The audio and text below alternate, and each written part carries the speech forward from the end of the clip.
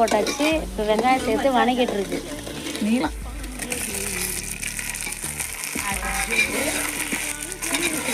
வெங்காயம் பூண்டு வணக்கினதுக்கப்புறம் இப்போ தக்காளி சேர்த்தாச்சு மக்களே. மீன் குழம்புக்கு கொஞ்சம் கல்லுப்பு சேர்த்துக்கலாங்க மக்களே. கொத்தமல்லி தூள்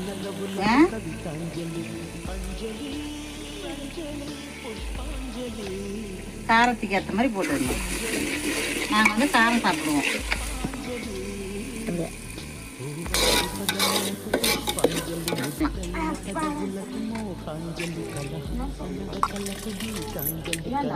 புளி தண்ணி சேர்த்துக்கலாங்க மீன் குழம்புக்கு. மீன் மசாலா வந்து நல்லா கொதிச்சு வந்த பிறகு போட்டுங்க, வாசனையாக இருக்கும். எண்ணெய் நல்லா பிரிஞ்சு வந்துச்சு. ஸோ இந்த ஸ்டேஜில் மீன் போடலாம். குழம்புல மீன் சேர்த்துக்கிறோம். மீனுக்கு சேர்த்துக்கிறோம்.